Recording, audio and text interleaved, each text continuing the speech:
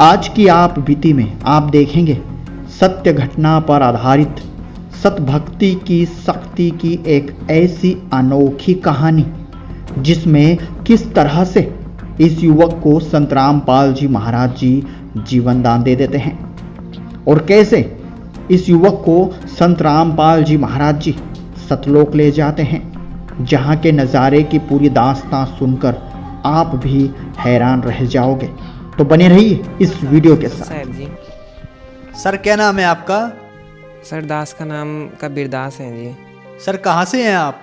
Sir हम जयपुर राजस्थान से हैं जी।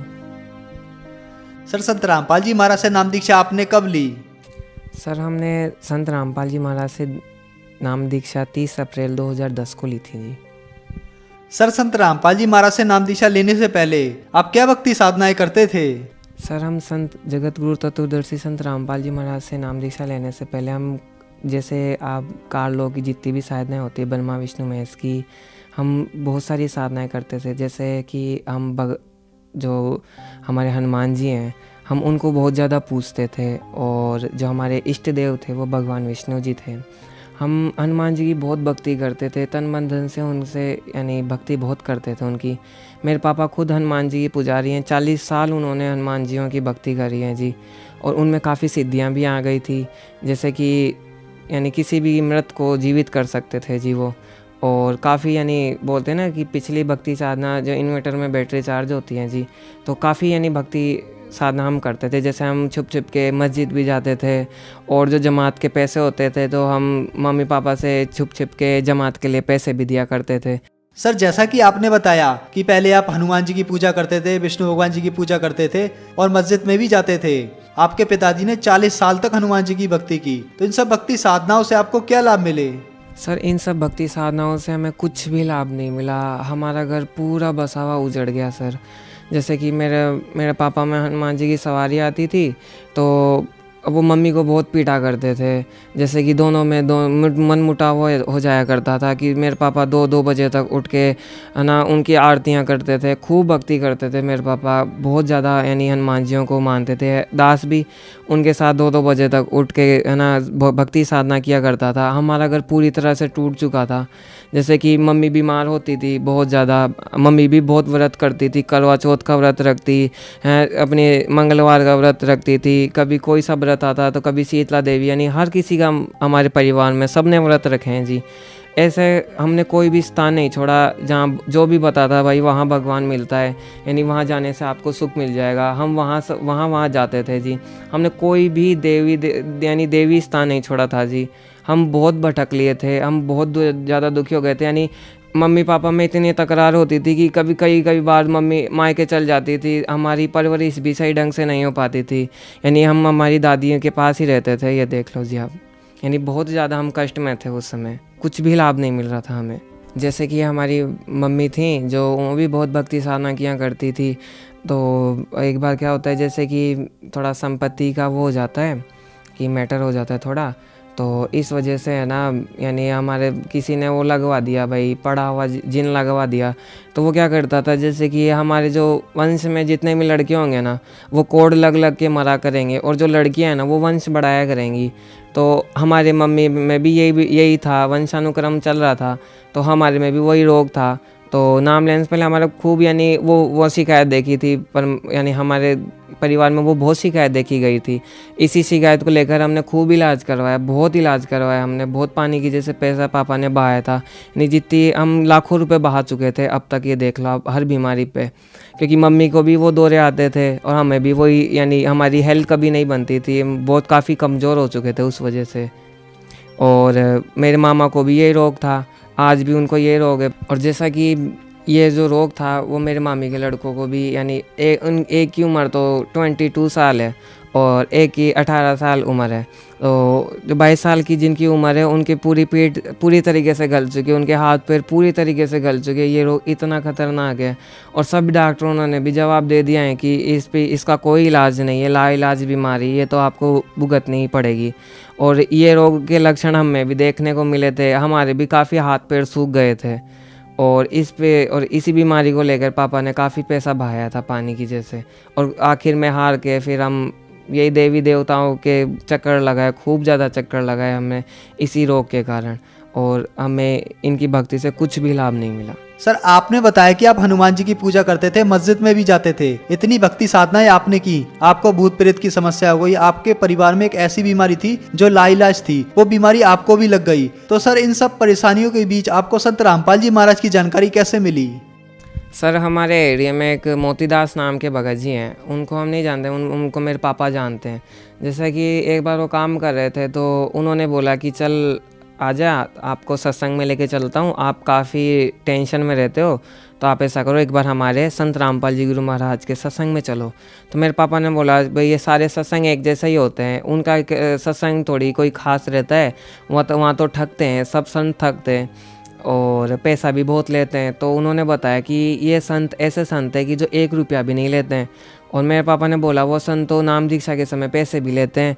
तो उन्होंने बताया कि ये वो वाले संत नहीं है जैसा कि आप सोच रहे हो। तो 15 अप्रैल 2010 को मेरे पापा जी ने नाम दीक्षा ली। उसके ठीक 15 दिन बाद हमारे पापा ने 30 अप्रैल 2010 को दास को और पूरे परिवार को नाम दीक्षा दिला दी थी जी। सर, संत रामपाल जी महाराज से नाम दीक्षा लेने के बाद सभी को लाभ होते हैं, तो क्या आपको भी लाभ प्राप्त हुए?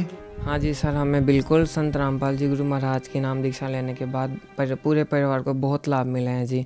जैसे कि हमारे घर में भूत बाधाएँ थी, जैसे मेरे पापा के अंदर 18 जिन और 19 भूत आया करते थे जी, रात रात को बहुत परेशान करा करते थे जी। संत रामपाल जी गुरु महाराज की नाम दीक्षा लेने के बाद में उनको ये प्रेत बाधा भी आशीर्वाद मात्र से ही दूर हो गई थी जी।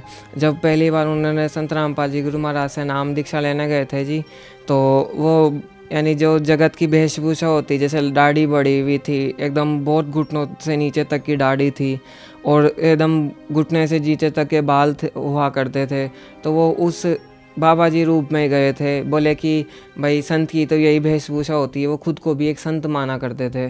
तो संत रामपाल जी गुरु महाराज ने बोला कि आप ऐसा करो, पहले थोड़ा यानी बाल वगैरह ये इनको कटवाओ और फिर उसके बाद में आपको नाम दीक्षा दी जाएगी और फिर आप दर्शनों की लाइन में आ जाना जी।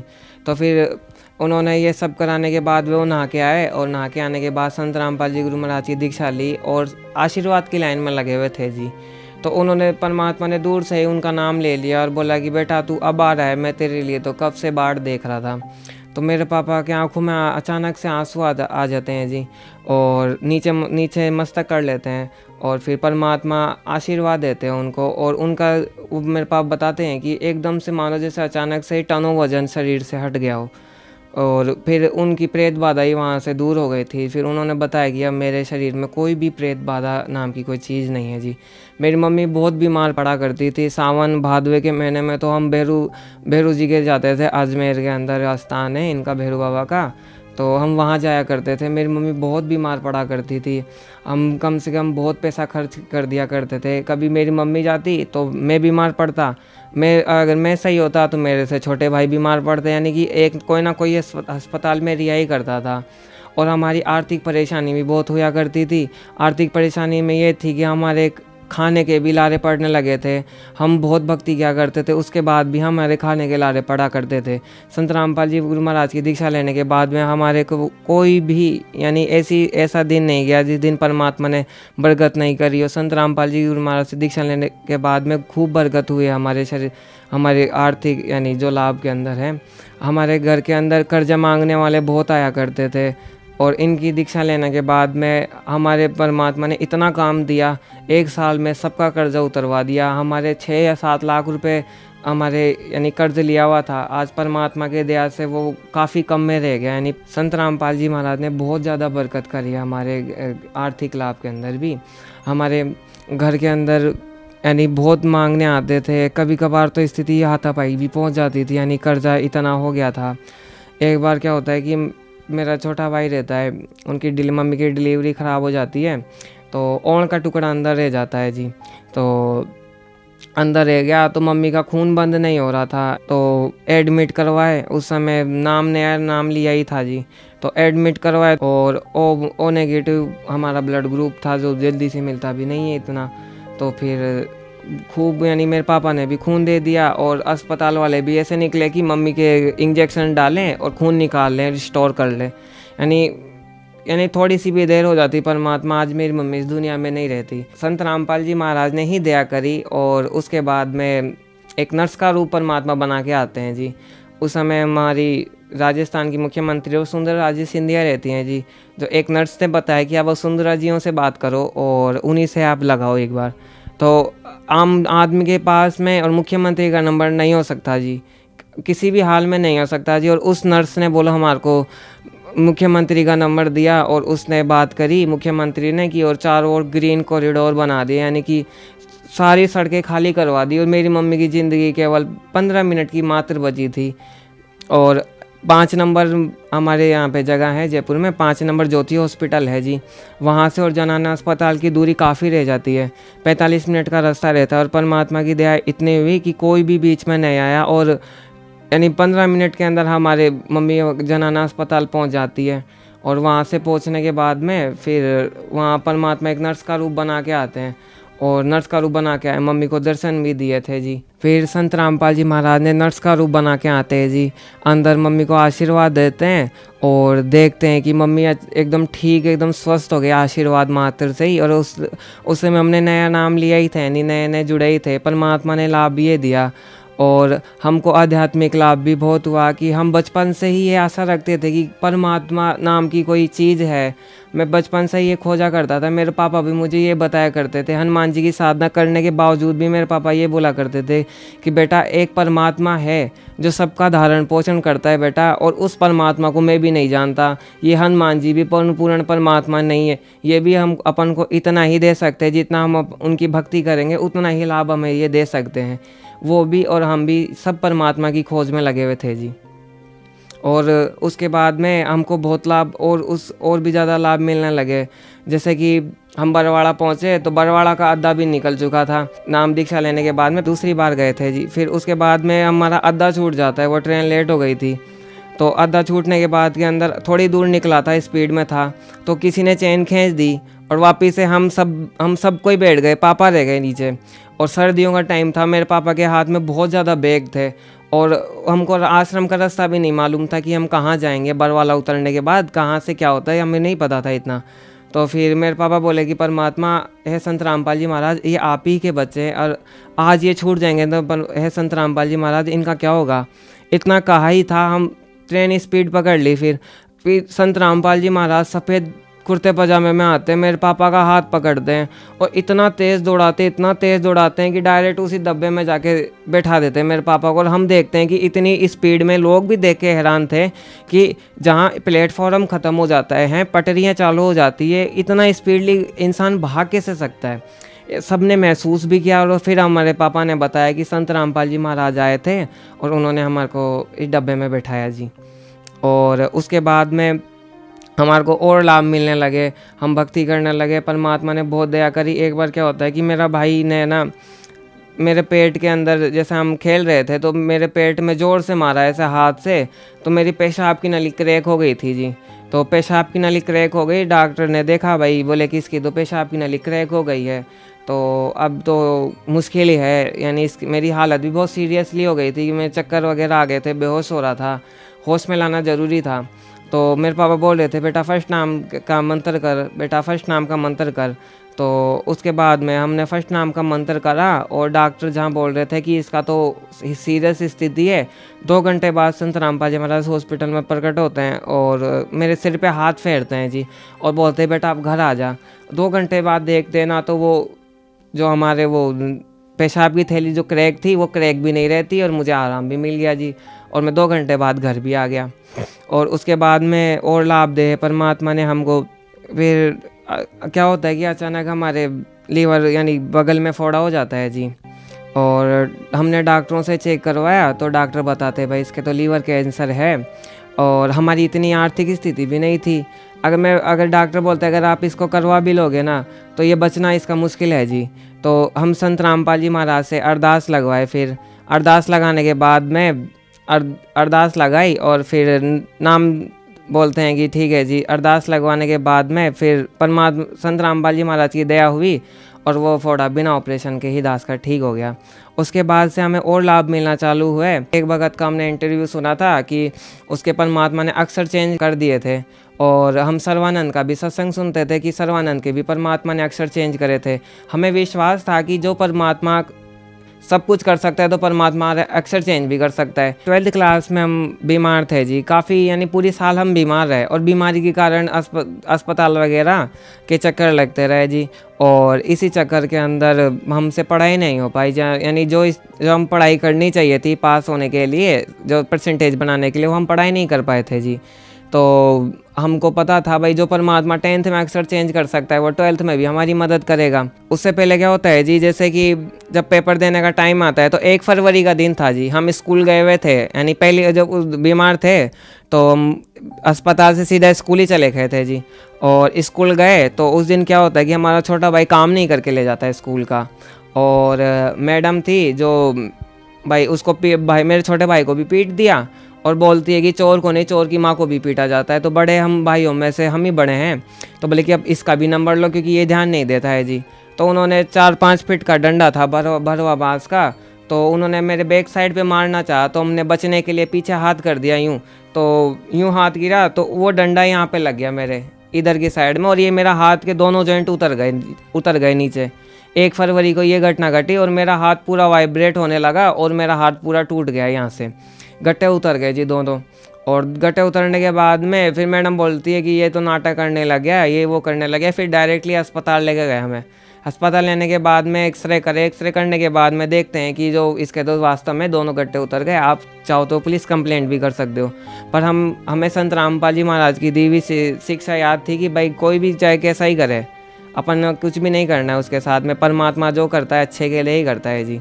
फिर उसके बाद में डॉक्टर ने बताया कि बेटा तेरे 6 महीने तो प्लास्टर रहेगा और तेरे जो नसें वगैरह ये भी क्रैक हो गए क्योंकि चोट बहुत ज़्यादा गहरी है जी, इसलिए मांस वगैरह भी फट गया। तो ऐसा करो आप 2 महीने के लिए कच्चा प्लास्टर लगाते हैं, फिर आपका पक्का प्लास्टर करेंगे जी, और थोड़ा गट्टा बिठाने के लिए ऑपरेशन वगैरह भी करने होंगे। और हम सुनते ही सकते में आ गए क्योंकि हमारे 2 मार्च से पेपर थे और अगले महीने हमारे पेपर हैं और हम काफ़ी डर गए थे जी। हम फिर संत रामपाल जी महाराज से अरदास लगाए जी।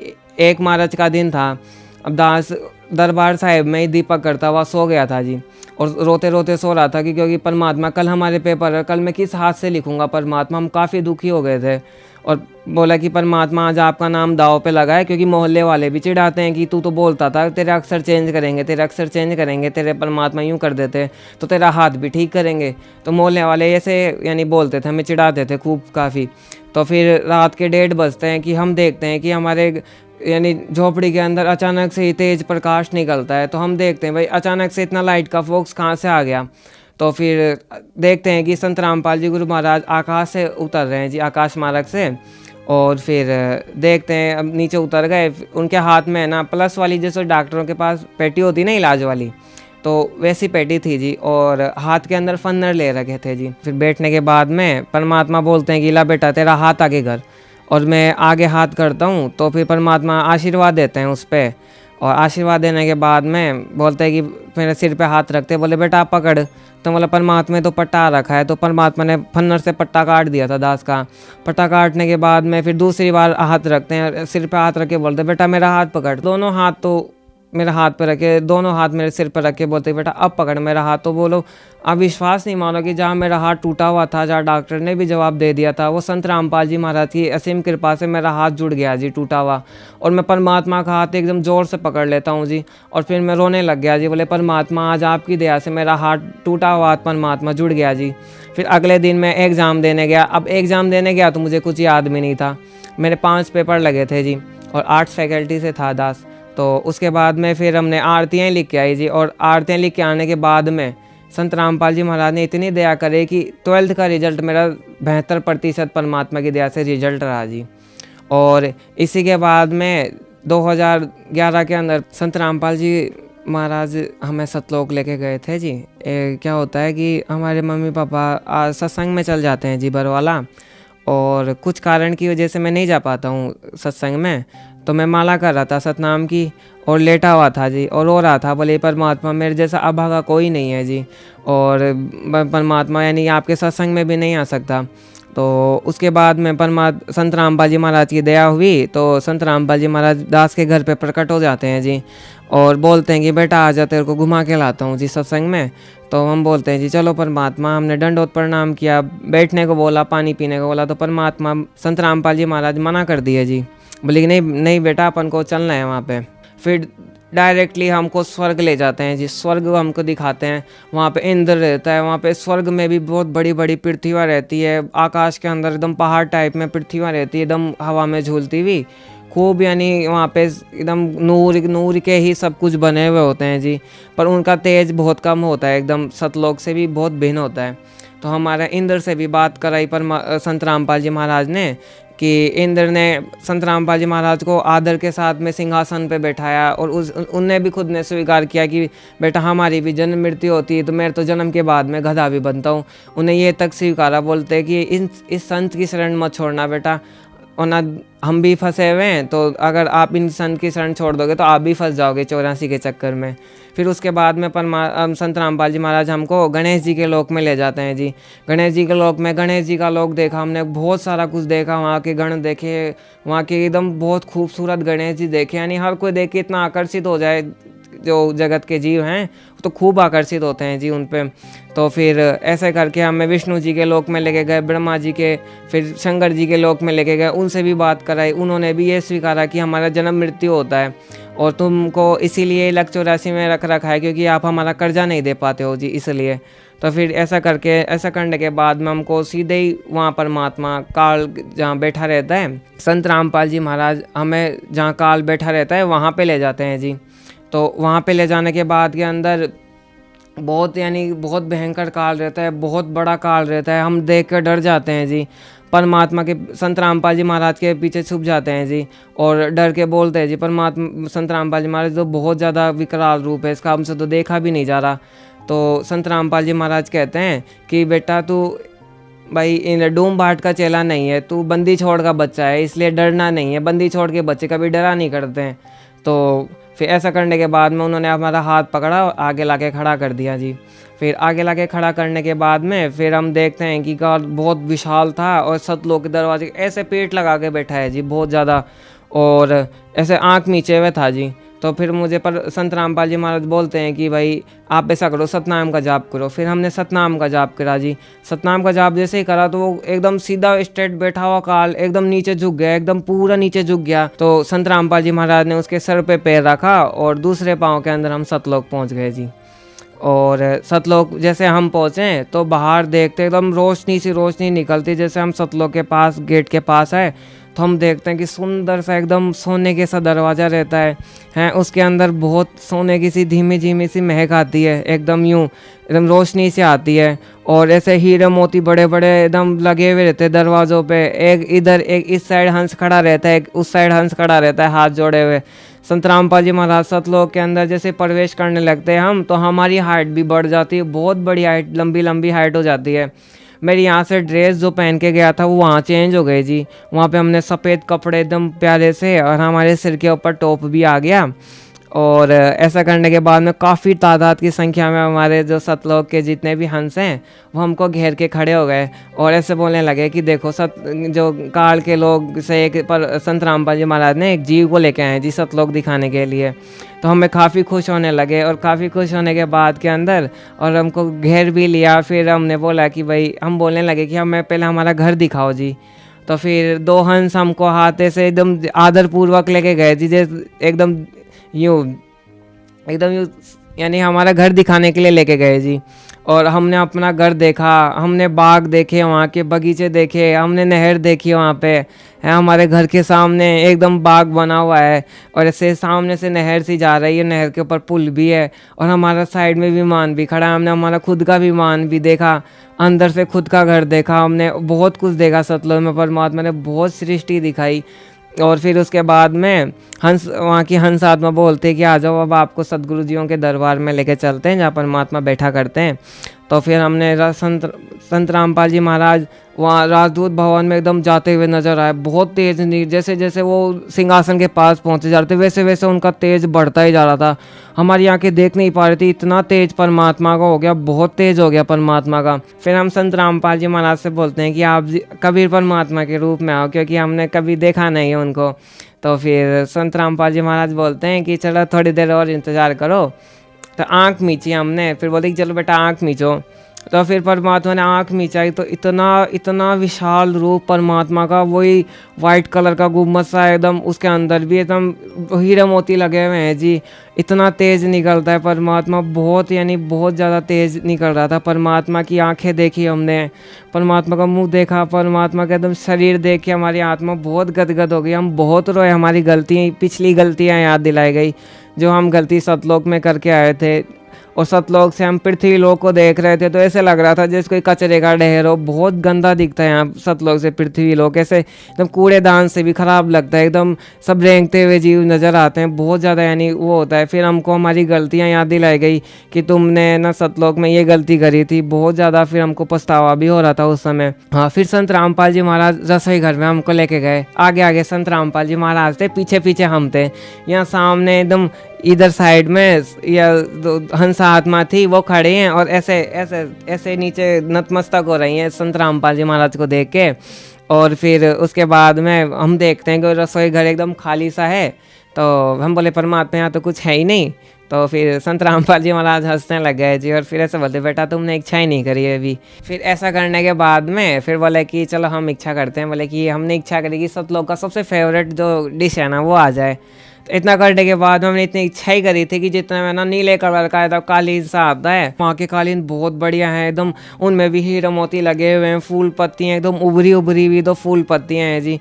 और फिर संत रामपाल जियों के लिए लंबा सा एकदम वो आता है कालीन जिस पे साइडों में बॉर्डर बनी हुई थी जी। और जैसे जैसे परमात्मा उन पे पाँव रख रहे थे जी वैसे वैसे उन कालीन के अंदर से कमल के नीले गुलाबी वाइट वाले ऐसे है ना कमल के पुष्प एकदम खिल रहे थे। संत रामपाल जी महाराज हमारे जो घर पे जो खाना खाते हैं वो तो चौकी पे बैठ के खाते हैं जी, हम नीचे नहीं खाते।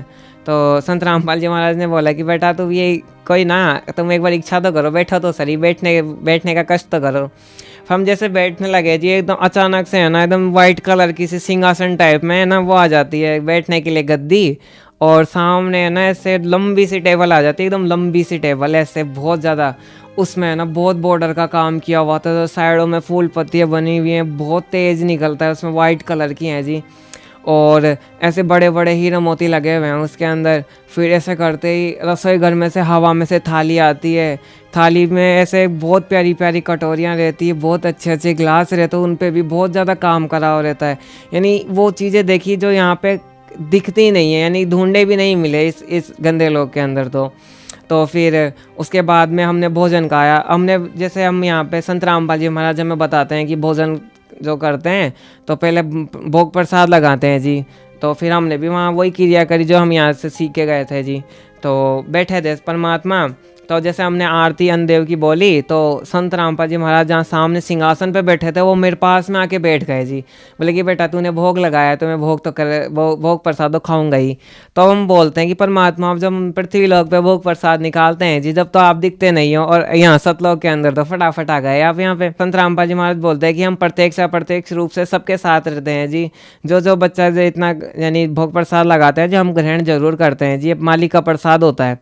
तो फिर ऐसा करने के बाद में फिर परमात्मा ने भोग प्रसाद खाया जी। हम बहुत खुश हुए उस समय, भाई मालिक ने यानी जो दास का जो निकाला हुआ प्रसाद था वो परमात्मा ने ग्रहण किया। फिर ग्रहण करने के बाद में फिर परमात्मा ने सतलोक घुमाया। हम विमान के अंदर घूम रहे थे और काफ़ी बहुत सारा भगत भी थे वहाँ पे, यानी हम साथ में विमान में घूम रही थी। फिर हमारे को फिर संत रामपाल जी महाराज ने फिर एक जगह लेके गए जी जहाँ परमात्मा एकदम यानी गुप्त रूप से, पता नहीं मुझे कौन सी जगह थी, तो वहाँ परमात्मा के दर्शन कराए जाते थे जी। एकदम बहुत प्यारा रहा एकदम, यहाँ जहाँ जो संत रामपाल जी महाराज जहाँ बैठते हैं ना सिंहासन पे वो जगह दिखाई जी। फिर लास्ट के अंदर हमको बहुत प्यारी जगह थी वो भी, उसमें भी खूब ज़्यादा काम किया हुआ था, जैसे यानी इतना तेज़ निकल रहा था कि वो तेज़ अगर धरती पे आ जाए ना तो देख भी नहीं पाए, इतना तेज़ निकल रहा था जी। बहुत सुंदर बना रखा था वो स्थान। तो फिर वो स्थान बना देखने के बाद में फिर परमात्मा संत रामपाल जी महाराज बोले कि बेटा अब तुमको नीचे भी जाना है। तो फिर मैं रोने लग गया जी। बोले कि हे संत रामपाल जी महाराज, हम मैं नीचे क्यों भेज रहे हो इस गंदे लोक में, क्योंकि वहाँ जाने से पता चल जाता है कि हम कितनी बड़ी गलती कर रहे हैं जी। तो फिर ऐसा करने के बाद में फिर हम बहुत रोए। फिर ऐसे वो बोलते कि बेटा अब नीचे तो जाना पड़ेगा आपको। तो फिर हम राजी हो गए। फिर राजी होने के बाद में बाघ आता है रास्ते के अंदर। हम संत रामपाल जी महाराज हम टहलते हुए बाग के अंदर खूब बातें कर रहे थे। परमात्मा बता रहे थे, बच्चों तुम इधर खेला करते थे, मैं भी खेलता था तुम्हारे साथ में। देख बेटा तू उधर खेला करता था, देख तुम्हारे भाई भी ऐसे खेला करते थे पृथ्वीलोक पे, जो अभी जो 84 भुगत रहे हैं ना बेटे। तो फिर ऐसे करके हंसते हैं, कभी उदास हो जाते थे जी। तो फिर हमने सेव देखे वहाँ के, बहुत प्यारे प्यारे सेव थे। मैंने खूब इच्छा खा के जाऊँगा। तो हमने एक बार इच्छा प्रकट ही कर दी थी। बोले कि संत रामपाल जी महाराज हमें सेव खाने हैं जी। तो फिर ऐसा करने के बाद में हम सेव की इच्छा करें तो फिर परमात्मा संत रामपाल जी महाराज बोलते हैं कि चलो बेटा खा लो। तो हमने एक सेव तोड़ी। तो हम ये देखते थे कि हमारे पृथ्वी लोक पे तो एक बार फल तोड़ने पे अगले यानी 3-4 महीने तक इंतजार करना पड़ता है जी। वहाँ पे हमने फल तोड़े तो दोबारा हैंड टू हैंड वो फल वापस आ गया। हम अचंभित हो गए, बोले कि ये क्या बात हुई कि एक ही तोड़ा दोबारा कैसे हो गया उसी पे। तो फिर ऐसा करने के बाद में फिर हमने दूसरा तोड़ा, तीसरा तोड़ा, ऐसा करके तोड़ते गए। काफ़ी समय बीत गया और संत रामपाल जी महाराज दूर से खड़े खड़े हंस रहे थे। हमारे काफ़ी ज़्यादा सेम हो गए थे हाथ के अंदर। तो संत रामपाल जी महाराज बोलते हैं कि बेटा ये मृतलोक नहीं है, ये सतलोक है। यहाँ की चीज़ें अविनाशी, यहाँ पे कभी भी यानी नहीं ख़त्म होती है जी। फिर हम थक गए जी। फिर थकने के बाद बोलते कि परमात्मा मुझे खा ही लेता हूँ सेव। तो फिर हमने एक सेव खाया और फिर एक आम भी खाया था, एक अंगूर खाया था। फिर परमात्मा बोले कि बेटा अब तू नीचे जाओ और अपने जो जितने भी भाई बहन हैं उनको भी ये बताना। तो फिर ऐसा करने के बाद में हम नीचे आ गए थे जी। सर, जैसा कि आपने बताया कि आप पहले बहुत बीमार रहते थे, आपके परिवार में पारिवारिक भूत प्रेत की लाइलाज बीमारी की समस्या थी, आपको लीवर में कैंसर हो गया। इन सब समस्याओं से संत रामपाल जी महाराज ने आपको निजात दिलाया। आपको 10वीं और 12वीं में संत रामपाल जी महाराज ने पास किया और संत रामपाल जी महाराज ने आपको सतलोक भी दिखाया। तो जो श्रद्धालु आपको देख रहे हैं, आप उन्हें क्या संदेश देना चाहेंगे? हम तो दास तो संदेश क्या दे सकते हैं, हम तो केवल बता सकते हैं उनको। हम तो बस ये संदेश देना चाहते हैं कि अभी 600 साल पहले परमात्मा धरती पर आए थे। हमने बहुत बड़ी गलती कर दी थी जी, उनको नहीं पहचान के। आज संत रामपाल जी महाराज के रूप में कबीर परमात्मा आए हुए हैं जी, स्वयं कबीर परमेश्वर आए हुए हैं जी, और हम उनको नहीं पहचान पा रहे हैं जी। और वो हमारे को रह रह कर इतने टीवी चैनलों के माध्यम से इतना ज्ञान प्रचार कर रहे हैं जी।